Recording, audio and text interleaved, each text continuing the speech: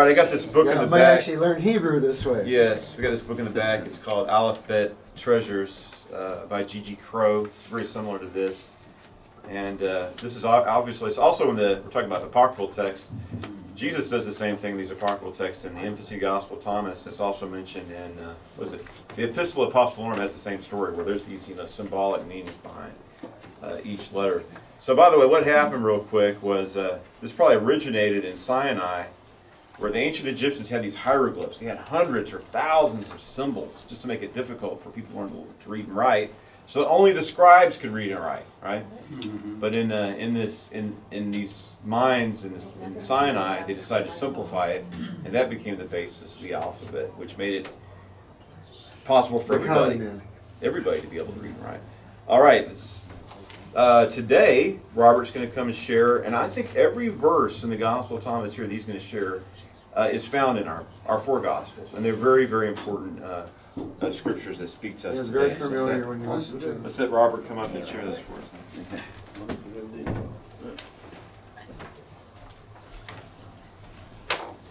Well, thank you. Okay, so last week we left off at verse 66. I don't think we need to go over all that again. Starting with verse 67, Yeshua says, if one who knows the all still feels deficient, he himself is completely deficient. One of the ongoing themes in the Gospel of Thomas is the whole versus the parts, the one versus the two, the united versus the divided, right? So you got to be thinking along those lines. What is deficiency versus fullness, right? Talk about the fullness of the Word, the fullness of the understanding, the fullness of the Spirit, the fullness of thought, versus the deficiency, right? A person who doesn't understand something is deficient in understanding. A person who doesn't see something is deficient in their ability to see I think or to hear. One thing that's important is that knowing God is just not something intellectual, right? We have to empower ourselves through a relationship with God. So if you understand the scriptures but you don't apply it to your life, you don't receive it into your heart, then you're totally lost still, right? Yeah, and on the level of the flesh, like this is a good case in point too, because one of the things is the reason why we have the Gospel of Thomas is basically because of scholars and scholarship.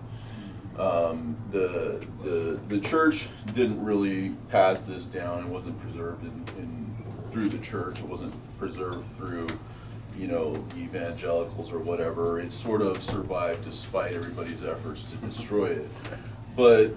But just case in point, not to pick on the academics and the intellectuals, but just since it happens to pertain, a person could have the knowledge of the Gospel of Thomas. Like this was found in the Nag Hammadi Codices back in 1945. Really hasn't filtered into Christianity much, more so now than say 20, 30 years ago, because the information is much more readily accessible. But you talk about the knowledge of everything, and yet they're deficient in understanding, let's say. So you could have a knowledge of these books, for example, and still be deficient in your ability to understand them on the level of the Spirit. So I think this is what this is getting at. The scribes and the Pharisees, for example, or if we want to extend it down to the church and to the intellectuals or whatever of our age, even if you want to extend it to just all of the academic world, Denying the power thereof. Yeah, having a form of godliness, but denying the source thereof or the power thereof. The idea is that you can know all this stuff and still be deficient, right? And not to get ahead of myself, Head, not heart knowledge. Yeah, something like that. But not to get too ahead of myself, but it pertains to verse 70 or Logian 70. It says, if that which you have will save you if you bring it forth from yourselves, and that which you do not have within you will kill you if you do not have it within you. So we remember what the terms life and death are, at least according to the Gospel of Thomas. Whoever comes to understand the meaning of these words will not taste of death. Death is therefore a function of not being able to understand these words. And in other words, to bring out the meaning or to suss it out from the source material. If you have it among yourselves, that's the presumption. You have the truth in your scriptures. Well, this reminds me what Jesus says, he who tries to save his life will lose it. He who loses his life for my sake, the sake of the kingdom, will gain it. Right? That seems to have a parallel concept to that. But Right getting back to the deficiency, yeah, that does make sense. But getting back to the deficiency, though, the deficiency is the head knowledge versus the heart knowledge, let's say. Yes. That you can have an intellectual understanding, but this transcends that. This is so far beyond that, that if you only understand it on the intellectual level, you're going to miss it on the spiritual level. If you only understand it in terms of its context, if you're busy trying to contextualize everything and saying, well, this is Valentinian, or this is this, or this is that, or this came forth at this time in this place, and it belies the fact that if underneath it all there is this language, there is a higher level understanding that is being passed down nonetheless. Cohesion. Even if, for example, you grant that some of this stuff is written later, even if you grant that some of this stuff isn't written at the hands of the apostles, what you have in your hands is written by the hands of the apostles. You know about the 4 Gospels, right? You have those in your hand. And if these things unlock, or if these things shed light on what you know to be true, then you understand that the teaching within them is also authentic. You're understanding from what you're seeing. And so you're able to bring that out from yourselves. And again, like Dr. Missick said before, most of these verses, at least the few that are upcoming, they have parallels in the New Testament as well, which we're probably not going to get all into, but it's stuff that you're all familiar with anyway. Like where he says here in Logan 68, blessed are you when you are hated and persecuted. Wherever you have been persecuted, they will find no place. And that's very interesting too, because the idea is that if these people that he's talking about, the people who are hated and are persecuted, let's say they understand the mystery, or they know the truth, or they understand how to encode so as to be decoded later, let's say. If we apply that template, they're basically hated and persecuted for the knowledge that they have and for the knowledge that they impart. And they're a threat to the religious establishment, let's say, and probably just the secular establishment too, by way of extension, Right. by virtue of this knowledge. And so I want to make a comment about persecution really quick. We saw it this week where, this woman was brainwashed. Someone raised in the church. She's brainwashed by the world. And they pervert her mind in sexual perversions. And then they instill in her heart hatred for God's people. So she went out to kill them, and she killed several people. And the media is trying to twist it. Oh, she's the victim, not the child. The White House is saying that she too. Killed. And Biden laughed about it. He thinks it's like it's a joke. And the White House spokesman it's said, funny. we're concerned that we are with the trans community. We're very concerned for the trans community. So- with it. When this happened, another thing is like people are talking about, so why isn't the church speaking out, giving moral clarity on these issues? And it's like, oh, they're afraid. They're afraid. But we have to understand that we have to, like it says here, we have to be willing to embrace persecution. We have to be, and that's what people are afraid to do. Oh, that's the worst thing is to be persecuted or face opposition or ridicule. Or with these people, they even think that, these children, they're martyrs. All these people are martyrs. And that little girl, she's 9 years old. What did she do? She put her life in line to pull the fire alarm to save people's life, and this monster killed her. And that was the pastor's only daughter. And we can't even. And what do? Oh, we don't want people talking about And this the FBI issue. goes down and hides the manifesto. They hide it because they know they hide. They took It's an anti-Christian screed. right. So the FBI is covering up because they don't want people to talk about how we're being persecuted in our own nation. And Garland And is then- mealy mouthed about hate crimes. Let's distract people from these important issues. Let's what do you If it call was one of their favorite let's go groups- after Trump. We're going to indict him. One of the great takeaways, though, from something like that is if you see it in the modern world, if you see something like modern day twisting of the truth, the modern day version of reality in our world, right? It makes it that much clearer and that much more real to us that these kinds of things could have easily taken place in the early church Again, it's important to understand, like, for example, the way that Judas, who is a type of betrayer, let's say, of the Logos, of the mystery, let's say, to the religious and the secular authorities, working for them as a traitor against the Logos, against the truth, and against those who follow, right? If you see that as a type, you understand that those people have not gone away. They exist down to our time. There are people who can clearly know the truth. But this particular logion is basically about the fact that as a hated group, or as a persecuted group, in so far as the way in which you've been persecuted, they shall find no place. If you're seeking for the truth, in other words, right, you will find that those who hated and persecuted them don't have a place and don't have the truth on their side. So you will immediately find yourself on their bad side, if you will, by going, in the way of truth, or teaching in the way of truth, or presenting the truth, because the truth testifies against them. I mean, this is what we find in John, that the people who love darkness, for example, they shy away from the light because it exposes them that their works are evil.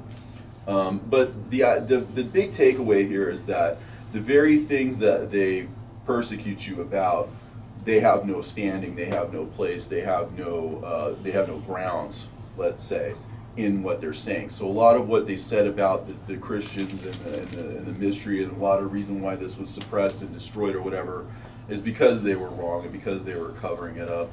And again, with these modern day examples, you can kind of see that this personality type does exist. One of the biggest issues I had when I first read the gospel, of course, this was way back in the 90s, when the world seemed, at least from our perspective, to be a little more sane or a little more level-headed. Right. I used to wonder how it was that people who saw people raised from the dead could turn against Yeshua, how people who saw them, all the miracles that he worked could be turned against him. But then you see that society is very controllable, and that crowds are very easily Manipulated. Manipulated by people. And, Right. But it's more real now than Right. probably it has been in recent history, because these people who know how to do these things. But again, The big lie. the takeaway is that the people who are persecuted are the ones that are actually in the right.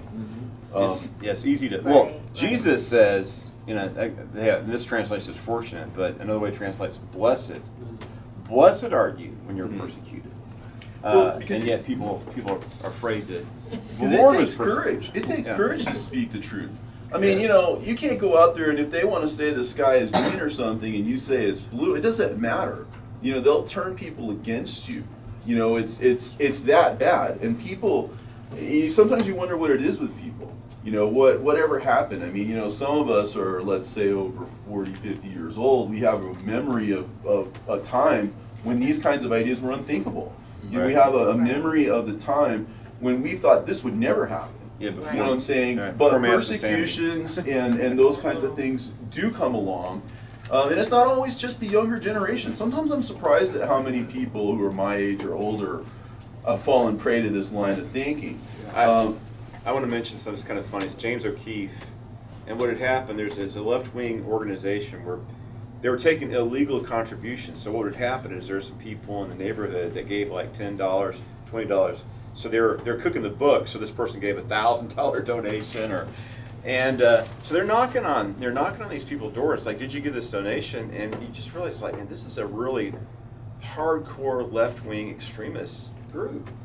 And it's like, well, why are these people supporting hate groups? This is in Maryland, and it's just, and they seem like normal. Well, some of them are crazy. One guy comes out just shouting and yelling and just frothing and lost his mind. But they seem like normal people, and it's like, and yet they're deluded and brainwashed into progressivism and leftism and all this wokeism. And they think an elderly people they'd be more white. Here we are. We remember a far long forgotten age of sanity, right? Yeah. So these people are older than us, and you think they know better, but they don't. They're totally completely brainwashed. It's sad to see it. Well, some of it is brainwashing, some of it is willful. But that being said, some of it's driven by fear, some of it's driven by people have short memories. I mean, so there are a lot of things that play into this. But the bottom line is that truth is something. Look, like 1 + 1 will always equal 2, but if somebody's got a gun to your head, it can be 3. You know what I'm saying? If somebody's manipulating you through fear or through threat, or you just want to go along to get along or whatever, you're trying to take the easy way out, it's just easier to go along with them and to do what they say. But the nature of persecution is that you can be persecuted against the truth. You know, you could have the truth, you could know the truth, you could speak the truth, live the truth, and you become a target of persecution. And it says, okay, so, and again, it transitions from external persecution to the persecution within. Blessed are they who have been persecuted within themselves, and it is they who have truly come to know the Father. Blessed are the hungry, for the belly of him who desires will be filled. So again, what is the belly? What is the belly here? Well, the belly is basically your appetite for the truth. Are you hungry for the truth? Are you hungry for knowledge, right? And the way to get to that knowledge is through an inner persecution. There's a lie that's basically been going on for a very long time, and that is that what the authorities say, whatever authority you place yourself under, that somehow or other these people have the knowledge, they have the truth or whatever. But in actual fact, they may know everything and still be deficient in knowledge. They still may be deficient in spirit, right? So you have to run counter to what they're teaching. Like I said last week, we talked about the book of Jude. I mean, I keep going back to the well on that. But with Jude, he basically says, Enoch, the seventh from Adam, prophesied of these men, and gives a lengthy quote. So he's very literally saying, I'm going to give you this source. I'm going to tell you the source is ancient. I'm going to tell you that it's prophetic. And I'm going to give you a long section so that you know that what you're reading is exactly what I'm reading. That might as well be what he's saying. Right? And so if you actually look at that and say, hey, let God be true and every man a liar, right?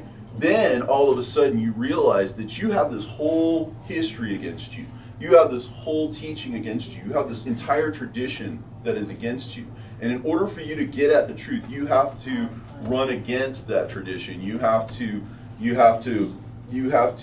overcome that within yourself, because there's no one else that's going to give that to you. It's not going to come to you externally, unless somebody happens to be able to instruct you on it. But it's not, because it's encoded to be decoded, right? It implies that there's this time in the interim where that knowledge is going to be absent.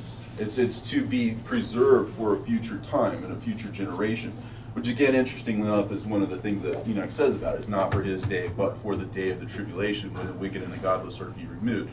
So it becomes a function of understanding it, and so bringing out, in other words, from what you have, right? Like it says in the next verse that we discussed, that which you have will save you if you bring it forth from within yourselves, and that which you do not have within you will kill you if you do not have it within you. That's tantamount to saying like what I just said about Jude. If you're able to recognize and read between the lines that God is telling you that this is ancient, the scholars are telling you it's not.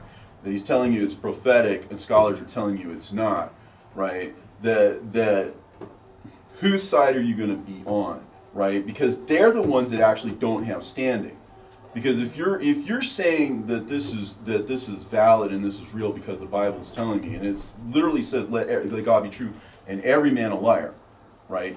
It basically is implying to you that every man's going to lie to you, right? And that you have to let God be true. And the way that you let that happen, you have to struggle against that false teaching in order to find the truth. You have to struggle against the urge of the self, let's say, to just get along and go along, in order to buck the system, to fight the system, to swim against the current, however you want to put this. And then he goes on, I shall destroy this house and no one will be able to build it, parenthetically again. Again, what is the house? We already know that from the canonicals. He's like, it is himself, it is the Logos. I will destroy, in other words, if you extend that to the Logos, he's going to say, I'm basically going to shut down the Word or destroy the Word, if you will, or himself, or his own teaching, let's say, and that no one will be able to build it again, because again, it's built on the truth thereof. It's built on something that is within itself, that we have to bring out in order to give ourselves life. So all of these mysteries are already inherent in the scriptures that we have. I mean, it's not just Thomas. All of the canonicals have the same mystery contained within them. the water means the word in the canonicals, just like it does here in Thomas or any other place within these scriptures. It all decodes to the same language. And so it just takes overcoming all of that falseness, all of that whatever, to have that solid ground with which to stand. Because again, not to beat a horse, but like when you say that Jude is saying that he's ancient and prophetic, that's giving you ground to stand on. Whereas when they say it's not, they have no ground to stand on. You see, there's a distinction there. So who's going to end up being right? It's going to be the one who's standing on the word. And then, okay, so moving on to 72. A man said to him, "Tell my brothers to divide my father's possessions with me." He said to him, "O man, who has made me a divider?" And he turned to his disciples and said to them, "I am not a divider, am I?" Right? As if that's a rhetorical question, right? So what's implied is that the disciples understand that he's not a divider. That this is a unitary thought, that this is a unitary teaching, and that it's not like a bunch of different denominations or different teachings or whatever. It's not divided. This is akin to the fish, right? Where it says in, what was that, Logan 7? Is it, or is it? Well, this is something that we face, and I'm facing. Okay. My father passed away, and we have these possessions, and people are fighting over it. And this isn't the four gospels. Somebody came to Jesus, like, "Tell my brother to divide, my inheritance." But Jesus didn't came to adjudicate things like that, right? He came to bring the mysteries of the kingdom. He can't be bogged down with the things of the world. So, Well, when you understand the truth, though, it becomes more broad. It becomes more inclusive, rather than reducing it down. Like I was gonna tie this a little bit to Logan 8 here, where it says, "The man is like a wise fisherman who's cast his net into the sea and drew it up full of small fish. Among them, the wise fisherman found a fine large fish," singular, versus many. "He threw all the small fish back into the sea and chose the large fish without difficulty. Whoever has ears to hear, let them hear." So it tells you that's parabolic in nature, right? But the idea is that the unitary versus the divided, the one versus the many, right? The undivided versus the divided, right? Apparently his followers understand the unitary thought because they understand him not to be a divider, not to be one who divides, but one who brings the wholesome thinking, if you will. He says that in Logan 73, "The harvest is great, but the laborers are few. Beseech the Lord, therefore, to send out laborers into the harvest." This is kind of where we're at now. I mean, in his day, he was there. He was calling people, and he was giving them miracles. You see in the book of Acts that that the disciples, their shadows would fall onto people, and they would be healed. They would give them claws, and they would be healed. He was bringing out laborers metaphorically into his harvest at the time. But as it pertains to our time, it's also necessary for us to, how shall we say, go out into the field, if you will, and harvest out of the world, if this happens to be the time of the harvest. we need to be sharing the gospel and evangelizing. Of course, we've got Dad's book here, Handbook for Christian Soul Winners, right? And how many of us are sharing, teaching, bringing people in the kingdom, especially since there's such darkness in our society now. And we have the light, we have the truth, we have the way, and we need to bring people out of darkness into the glorious light of salvation. Right, now, number 74 is also interesting too, because where it says, "Oh Lord, there are many around the drinking trough, but there is nothing in the well, or there's nothing in the cistern." That actually has a parallel in 2 Peter, right, where it says that these men are wells without water, right? So I don't know that he's quoting Thomas here, or he's quoting something parallel that Yeshua might have said. Whatever the case may be, it's a similar quote. Right. But to describe these people, these infiltrators of the church, the same people that Jude was describing, because again, 2 Peter is written around Jude. Somehow there's a relationship between those two letters. In fact, they can be combined, oddly enough, which is something else I've done on my channel. But literarily, there's a relationship between those two. And when Peter says that these men, these infiltrators of the church, in other words, are wells without water, what he means is that you can't get the word out of them. It doesn't come out of these people. Well, look at our educational establishment, right? Our media. What do they have? They have nothing. Emptiness. Marxism. And these are bad ideas. These are bad ideas that have failed time. Corrupt. It's corruption. It's nonsense, and it can't satisfy the longing of people's soul. I mean, they're telling them there's not a God, there's not purpose in existence, there's no transcendence. There's no truth. Well, yeah, but they want power. They want to control you. They want to make you slaves. They want to enrich You'll own themselves, nothing reduce and you be to happy. property. Yeah. But we'll own everything, but you'll own nothing. Yeah, and it's funny. He dresses up in his Dr. No costume. Klaus Schwab. I mean, and they look at these people. They're bizarre. They're evil. And it's just like this. I don't understand why you get so many people trying to find something to Marxism and socialism and communism, and it's emptiness. It's a religion It's for them. destruction. It is a religion. They're godless and it's their Absolutely. God. That's absolutely true. So anyway, but we have the living water, right? We have Yeah. the truth. We We have have the the Holy real- Spirit. yes. We have life, and we need to. Well, Jesus talks about the water being the Holy Spirit, right? When he's talking to the woman at the well, I mean, it says that specifically in John. He goes, he's the giver of the living water, and we need, especially this day and age we find ourselves in, we need that water of the Holy Spirit to empower us in this time of evil. The blood, the spirit, Yeah, that's right. the water. That's what John says. But yeah, it's very possible that like you're saying there, could have been a saying of Jesus recorded by Thomas that Peter alludes to in that scripture. Yeah, It's it good may well insight be. there. He goes on. Many are standing at the door, but as a solitary who will enter the bridal chamber. So there's a couple of things here. Number one, you have two things in a row here, where it's the many versus the few, right? Or the many against the. Well, what are the many doing? They're around the drinking trough. What are they doing? Doing nothing. Apparently, they're just there, right? Many are standing at the door doing what? Are they knocking? Right? Blocking. Whoever knocks, Right. That's unfair.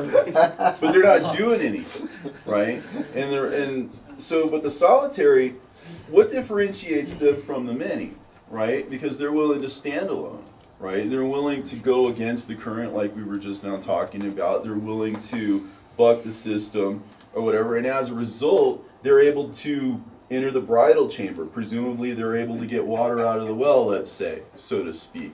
They're able to obtain what these others are not, because they're not doing the work, they're not doing the effort, they're not finding that inner persecution, if you will, that they're trying to overcome. They're just going with the flow, and they're just doing what everybody else is doing.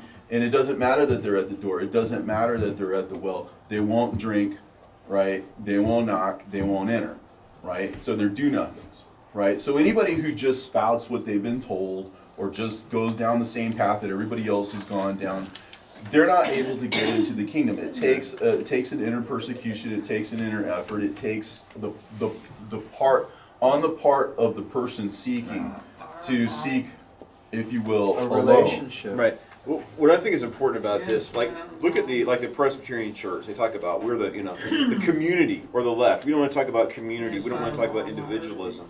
The elect is a group of people. But the fact of the matter is, and Billy Graham came out of the Presbyterian tradition, and community's great. And Michael was talking about the basis of community is the family, right? But it's the and individual. What's wrong with society right now? It doesn't subsume the individual. Right. Well, no, what I'm saying is, Billy Graham went on to write, his magazine is called Decision. Yes, we are part of a body, but each one of us has to make an individual, solitary decision to follow Christ, to follow the Messiah. Right?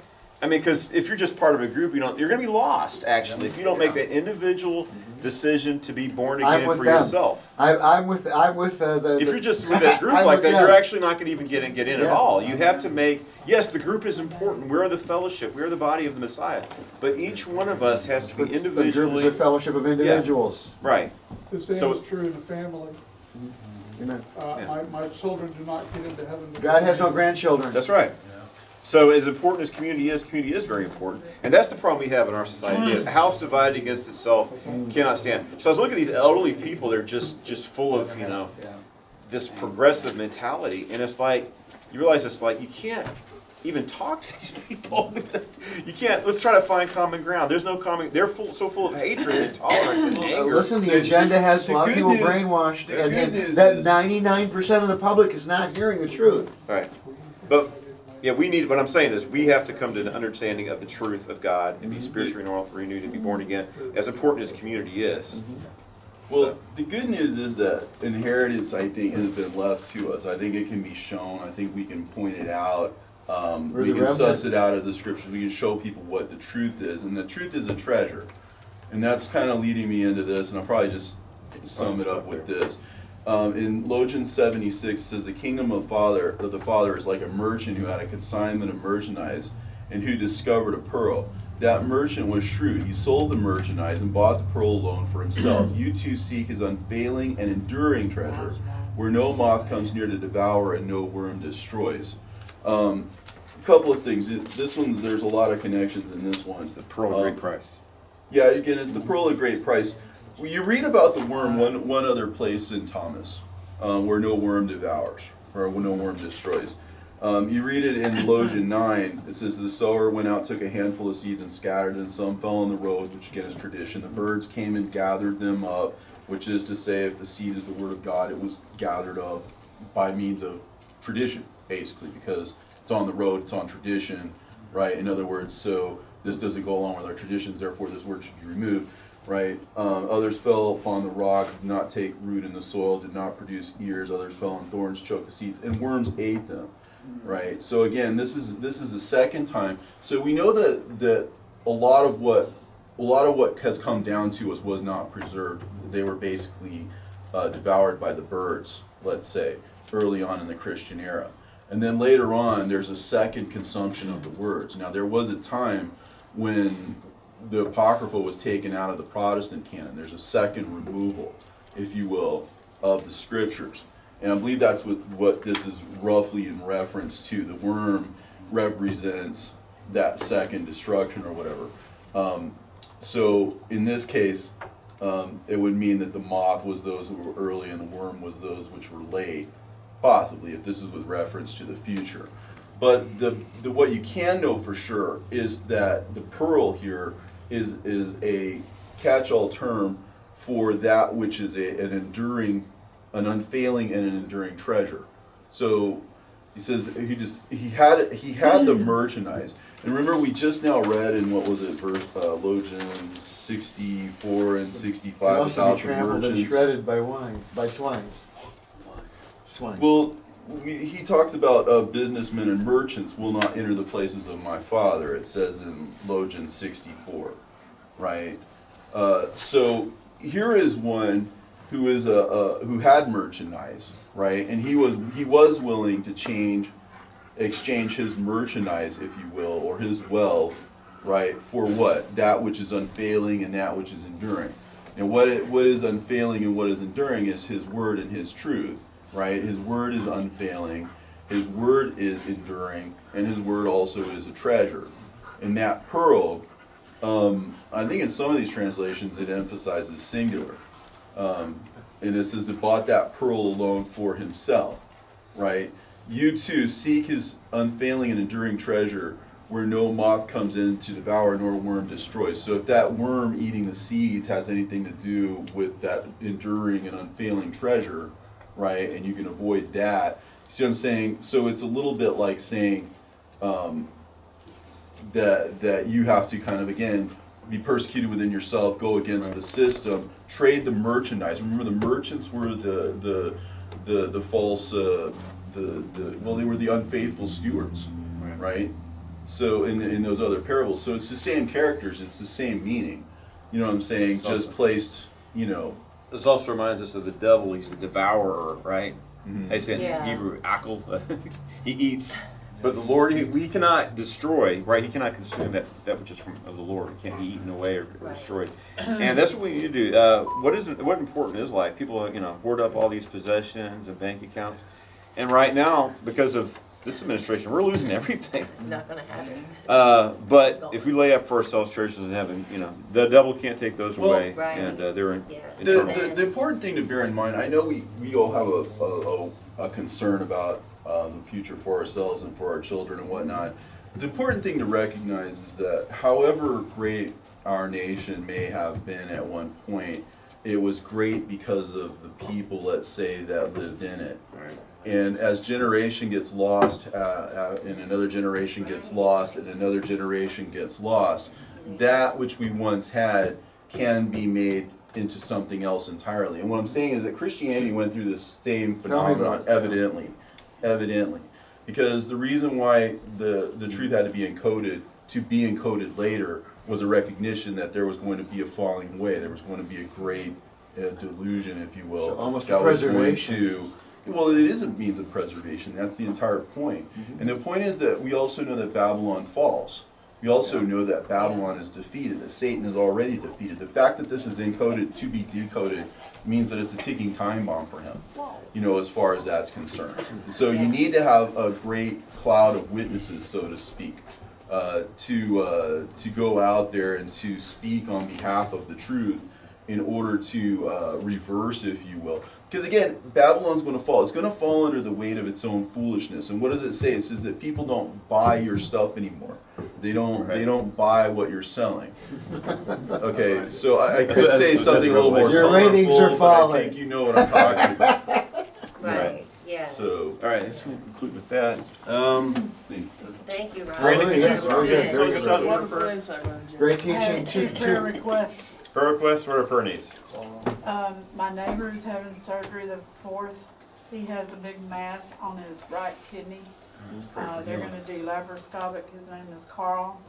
And then, pray for my family. I lost my aunt on the 30th. She was 92. She's mine and Dustin's great aunt. And she's a real sweet lady. She was a believer. She was Good. ready to go. We know she's in a better place.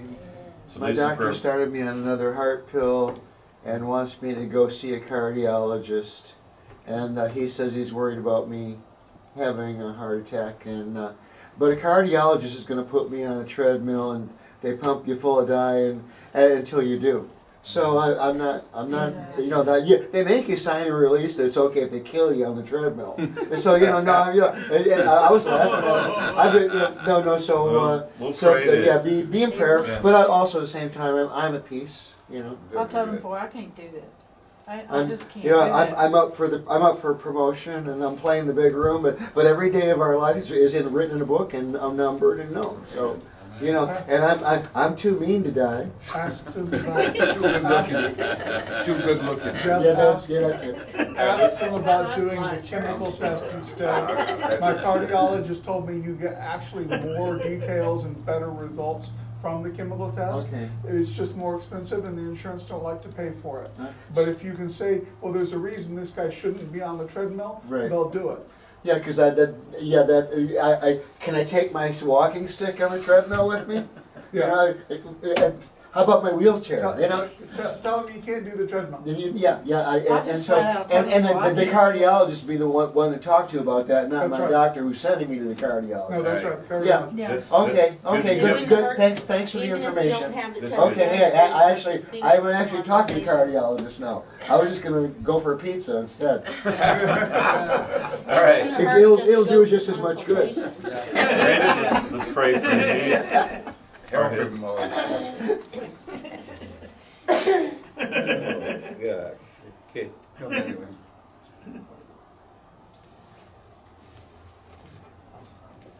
Lord, Father, we come before you, ask forgiveness of our many sins and every one of us, who are against you, show us the ways of men. We thank you for all those that come today and all those that want to come but couldn't for whatever reason. We lift up all these prayer petitions, spoken and unspoken. We thank you for taking my Aunt Joanne home. And please be with Carl Haddad and let his surgery go well and let them have no problems removing this cyst and let him make a full recovery. And please be with Brother Jeff Markowitz and just lead him and guide him and show him what you would have him to see and do and know about his heart problem. And please just touch him and restore him and make him whole, healthy and healed. For by your stripes we are healed. Mark chapter 11, verse 24, therefore I say, and he wants everything you desire and ask for. When we pray, believe that you receive them and you shall have them. We thank you for all your many blessings. We pray and ask that all that is said and done in this service be used to bring honor and glory to your name and benefit your kingdom. We thank you for all your many blessings. In Yeshua Mashiach's name, amen.